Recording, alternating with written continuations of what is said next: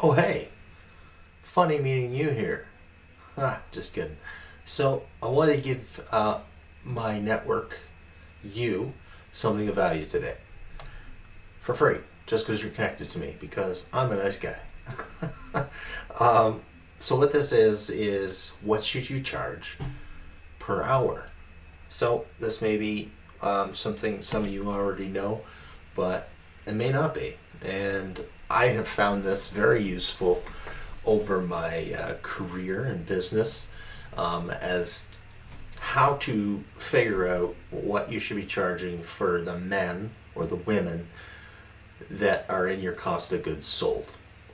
So that is the people that are related to making the widget or the thing or the whatever it is consumable product that your manufacturing facility, metals, welding facility, business offers. Okay, so we're going to do this and be somewhat conservative with the numbers so that we aren't just making it, we're doing pretty well. So this top number is where it starts. So we're going to take your top paid guy. Let's say your top pay guide is $30 an hour. I mean, we can adjust this if it's 20, if it's 15, if it's 5. Let's hope we're not charging $5 an hour or paying anybody $5 an hour, but let's make it 30. The next line is, as it says it is our cost of that person, otherwise known as the burden rate. So what does it cost to employ them? Benefits, insurance, social security, Medicare, payroll tax, all these things, they're all outlined here. That's the cost of having them as an employee. So it's around 20 to 40%. So in this case, I'm using 35 as a conservative number. So that at the bottom we get, we're cushioning it. We're being careful, right? So that gives us a direct cost per standard hour of $46.15. Okay. So then we come down to the next section, which is the hours, because nobody ever works 100% of the time all the time. I'm sure some of you think you do, but we all don't. And, what comes into that is you've got stat holidays that we have to pay for. We've got sick days. We've got vacation days. So that, taking those away from the 2080 standard work year in hours, we come up with 91.4%. Now these can be adjusted. Maybe it's 10, but and this adjusts itself accordingly. But this is the example I'm going to use. But because I'm giving this to you, you can mess with these numbers, the ones in blue. Okay, so our direct labor cost, after we figure that out, again, is 50-50. So we've jumped up, right? Because nobody's 100% of the time.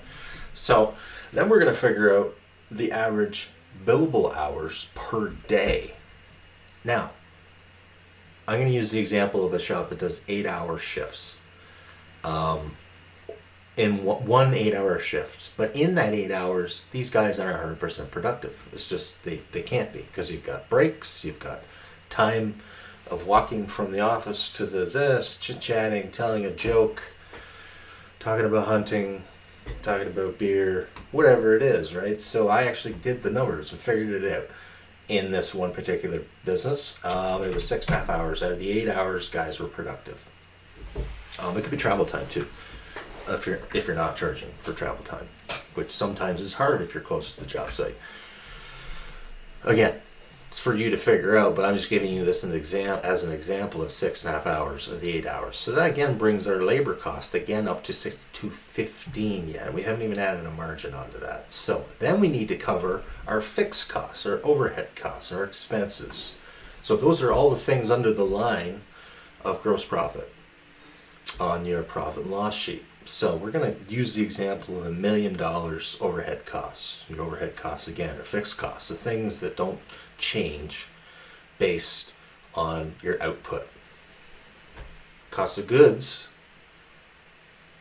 reflects your revenue because they directly relate to it. Your expenses don't, or overhead or fixed costs. Okay, so the next line from that is how many people are directly related to covering that overhead costs and are getting paid to reflect, to put out those parts, but those people still have to pay for the overhead, right? So let's say it's 10 men, let's say it's 5 men, let's say it's 50 men, women, people. I'm a bit old school, I'm sorry about that.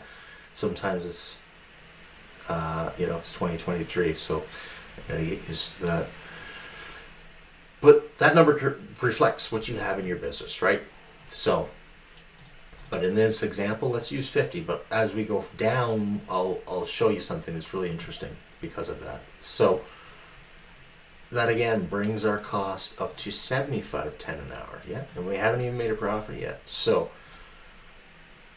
you may have other costs. Maybe you have a rental cost of $50 for rental of a who knows what, a drill, a special tool, a line level, who knows, could be anything, right? So that brings your break even point to $125.10. So that break even point is critical. That is to the point of you just paying the bills. You are not making a profit above that point. And I do other videos on this, and I will do one again, a shorter one about what the break-even point is and how to get there and all that stuff. But in this example, that is simply what it costs for you to break even. Pay for your overhead, pay for the person, and cover their costs and all that stuff, right? So then on top of that, we want to put our desired profit margin, not our markup, our margin, which we talked about at length in other videos. So keeping in tune with the other videos, we'll keep that at 40%, and then we got to pay federal tax. So we're at about $236.30 an hour is what you should be charging based on these numbers. But what is really cool is as these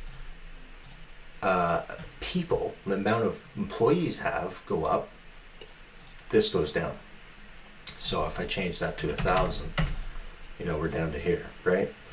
And the reason for that is because that dilutes your overhead costs, because then you've got 1,000 people covering the cost of the million versus 100, right?